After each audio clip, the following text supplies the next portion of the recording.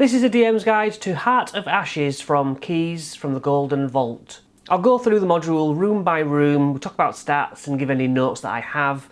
This is not for players. The city of Galasine is known for its exquisite glasswork and is ruled over by a compassionate king, King Jeros. But recently things have changed and the king seems to be becoming cold-hearted and stopping trade with allies and supporting people. So something's afoot. One of the king's two main advisors killed the other advisor and is using magic to basically drain the niceness out of the king in a bid to make themselves more charismatic. But then this has snowballed into a ritual that's destroying the city. That corrupted councillor is called Charmaine Daemor. The captain of the guard, Navis Thereso, used the help of neighbouring sages to basically scry on what was going on from afar and found out the betrayal being done by Charmaine. So Charmaine becomes over-polluted by this ritual to the point where she ends up ripping out the king's heart and uses that as a spellcasting focus to widen out, causing a void which is now a black hole sucking all souls and goodness out of the townsfolk. The king's heart is still beating, and it's the king's heart what's the item to be heisted and stolen back. And this whole bad time can be time reversed. Everyone can be back to normal if successful. All the inhabitants are now ashen versions of themselves, and they all have immunity to fire damage. This adventure starts by meeting Nevis, whereupon she says, all the populations become like ash folk, and there's a void over Castle Sinis. Charmaine will most likely be in her mage tower. Remove the heart from the city, might stop the void and reverse the effects entirely. Whereas just destroying the heart won't bring society back to normal. Prize for such bravery on offer is to drown in gold coins. Big riches. Navis slides over a crudely drawn map. The king's heart is probably in a secret room on the second floor, which can be accessed through the king's bedroom. The castle's layout has actually changed because pieces have broken off and are getting sucked to the void. Rooms which were here are now going like that slowly, so you have to like jump up or, go level by level as the pieces start to be sucked into the black hole. There'll be patrolling guards outside the castle. You might try entering through the dining hall window, close to the stairs to the second floor. There's two hellhounds somewhere which used to be the king's dogs. Also keep your eyes open for some figurines made of charcoal. They house psychic traumas from Charmaine's victims. A clever spellcaster might use these against Charmaine. I don't have more details, but that's what the sages said. 1 hour from this conversation is Castle Sinis. Describe the scenes of the surroundings being pulled up, trees being pulled up, the castle breaking off in chunks, scraping stone, and looks pretty cool. And time is of the essence, I guess. And sure enough, outside the castle are some veterans. Now, Ashen veterans in 2 groups of 4 patrolling the castle. Veterans currently have an AC of 17 before the new rules, 58 average health. They make 2 longsword attacks of +5 for 7 or 8 damage depending on two-handing or not. They can also range with a +3 for 6 piercing damage. If they one-hand wield, they can also off-hand attack with a short sword, +5 for 6 piercing damage. So with 4/8 veterans, they could flank the party, getting advantage in sort of a pack tactics kind of way. Inside the castle, in Area 1, 6 suits of red armour line one wall, but only 3 will animate, filling with fire into helmed horrors. If, it says, anybody touches them that doesn't wear the guards' costumes, uniforms I should say. Now that's really down to you as a DM to think, touch or merely walk in front of? I guess you play that by ear. Do you want to have a fight here? How are the players dealing with these 6 armours lined up? It's like, oh yeah, here's a fight. 2, 3 veterans guard 3 doors in this hallway. Could we replace them with something different perhaps? Maybe a Firegeist from Tome of Beasts? AC 14, average health of 87, speed 40 feet, Immune to a good few conditions. They take 3 cold damage if water gets on them, but they have 2 slam attacks, plus 6 for an average of 7 bludgeoning. They have a combustion touch, where they ignite a target after making a slam attack. It's a DC 13 dex save, or they catch fire, doing 5 fire damage at the beginning of next turn until someone takes an action to douse the fire. The creature will take 5 fire damage at the start of every turn. Just doing veteran after veteran is up to you, but you know, there's your chance to introduce variety, I guess. Area 3 is a functional dining hall. It has nothing of interest, so maybe drop some health potions in a cabinet or a weapon rack, although there are plenty of weapons coming up.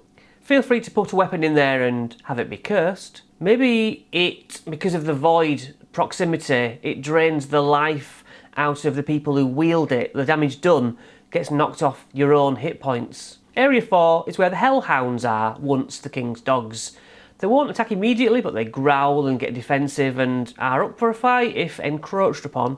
AC 15, 45 average health, speed of 50, a bite of +5 for 7 piercing and 7 fire, and a fire breath, DC 12, 21 average damage. Area 5 is a burnt down library exposing a once secret door mechanism. This leads to a stone bridge which is broken, and the other half is linked to the floating mage tower as it floats off higher than the keep. Area 6, this room has a table of 6 charcoal figurines. They give off a necromantic magical aura if anyone checks for them.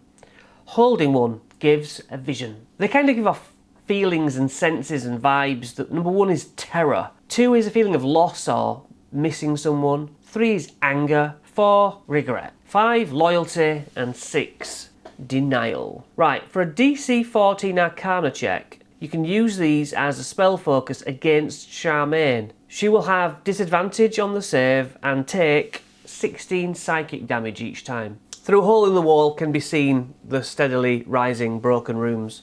Area 7 is a 40-foot staircase with no roof. 8 is a hallway with a wall completely ripped off. It says here, 4 more Ashen veterans. Again, to spice it up, you can use veterans, but maybe swap out the weapon it's supposedly using and do the same damage, but flavour it as an ash punch. Blow out ash dusts from its mouth, doing the same damage. Maybe you make them do a save against choking, and it only does half that damage if they save. Improvise ashy monsters, just to keep it a bit changeable. Area 9. In this parlour, a scratchy voice comes from the fireplace. It's a Smoke Mephit stat block, but it's actually a drow who was trapped here by Charmaine for threatening to report her malicious plan to the king. The drow, Jalenvire, will talk about a flame-tongued sword, a longsword, which the king gave to Navis, which made Charmaine really jealous, just one of many things that made her jealous. The Smoke Mephit will turn back to a drow if the heart is removed from the city. He will gift the party whatever you decide, but he'll do it in spell scrolls or potions. Area 10 is Navis's bedroom. It has a wardrobe with spare uniforms if the party are into cleverly disguising themselves. There's also a statuette worth 250 gold. Area 11 is the second councillor who Charmaine killed. The only notifiable thing here is the windows covered in soot. 12 is Charmaine's bedroom, and there's 2 air elementals inside, but describe them being made of ash and smoke. Their whirlwind attacks will throw PCs through weakened walls, who then plummet 20 foot. That's 2d6 extra fall damage. AC 15, average health of 90, a 90-foot fly speed, slam attack, +8, 14 bludgeoning. This whirlwind attack is a strength save of 13, or they do 15 bludgeoning and they're thrown through that wall. And anytime they hit a wall or a structure, it's another 3 bludgeoning damage. And then when they've fallen, it's a DC 13 save to be not prone. There's also a fairy tale book if the party is really interested in the story behind this mission. 13. This room has glass cases containing weapons and gifts to the king himself. There's a +1 battle axe in a glass cabinet. I'd maybe suggest coating some of the other weapons on show in like silver, so they're silvered, which benefits undead deaths, you know, werewolves, like what else, vampires, things like that. Or you could have some that are just gold, or even adamantine. 14. Finally, in the Mage Tower, we meet Charmaine. Fully twisted and evil. AC 12, but let's say 15. She's already cast Mage Armour, she heard them coming. 123 average. She can fly, immune to fire. She can make some legendary saves. Has 3 Ashen Burst attacks, but can replace one of those attacks with a spell cast. So Ashen Burst is +9 for 17 average fire. Cinder Spite, a magical explosion of fire. Basically a fireball, but it's 10d6. And you're turned into one of those charcoal figurines if you die because of it. The spell casting, polymorph, invisibility, nothing else of use. But she has reactions. She can take up to 3 reactions per round, but only 1 per turn. Basically saying that on an initiative order, she can do Elemental Rebuke, she can do Fiery Counterspell, and I guess she can do Attack of Opportunity. She's not repeated herself in the whole battle round. Elemental Rebuke, in response to being hit by an attack, she'll utter a word in Ignan, dealing 10 fire damage. She then teleports up to 30 feet, leaving a harmless cloud of ash. Fiery Counterspell, within 60 feet, spells of 4th level or lower have no effect. If it's above that, she'll make a DC 10 intelligence check plus the spell's level. On a success, the spell fails and has no effect, and the caster takes 10 fire damage if the spell fails. Anyone killed by her is turned to a pile of ash and sucked into the void. If they rush to the tower by flight or some other loophole where they enter and quickly get there, well, then maybe consider Charmaine's just not there. But she drops a scarlet gown and a potion of clairvoyance. Clairvoyance allows you to put like a hidden eye camera which can see things but can't hear, or you can have a listener which can't see, but it's undetectable, so great for spying basically. Why it's called clairvoyance, I'm not really sure. Area 15 is a room full of armour and weapons. There is a +1 shield, there are 8 +1 arrows, and there are 2 vials of oil of sharpness with only a single use left in each one. That means you can coat a weapon giving you +3 to attacks and damage, which is nice. There's also 2 animated armours and 4 flying swords. 16. The king's bedroom needs climbing gear to access, or spell magic, flight and such, teleportation. There is a secret door that can be found, as you heard about in the initial conversation, where the heart is supposedly kept, or would probably be kept. In that area 17, the roofless area holds the Ashen King with a hole where its heart used to be. King Jaros uses the stats of a clay golem, with alterations included. He will chase the heart if you just take it and run. The heart is under the floor, by the way. When he dies, he goes through this explosion mechanic. They will hear the heart beating under the floor, so they'll know where it is. Touching the heart causes a DC 15 con save, taking 22 necrotic on a fail and half on a success.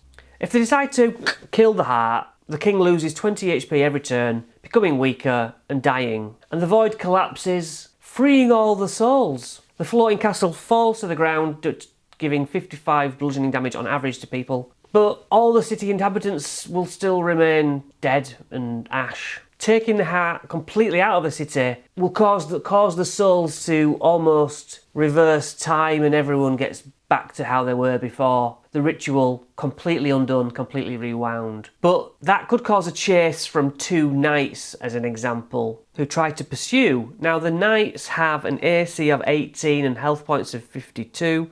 They make 2 attacks with the greatsword, +5 to hit, 10 slashing. Their heavy crossbows are +5 to hit, 5 piercing, and one knight can buff the other, and they can do that to each other, adding that +4 to each save. I'd say they already cast that before initiative starts, to be honest. If anyone goes into the void while they're not ash and dead, they'll take 70 on average necrotic. The void will stop, all are returned to the way they were before they died, including dead player characters, so don't be afraid to kill them. And don't forget that fireplace drow who will come back to life and give the rewards he might have promised. Navis gives them a flame-tongue longsword and a necklace of fireballs, very cool, and a suit of dragon scale mail armour. Also, every player gets 2,000 gold pieces each, and that is not all, because the king himself will give them basically a bastion each, or a piece of land if that's what they want, or even just a title. So that's a really good one-shot to introduce bastions into your games.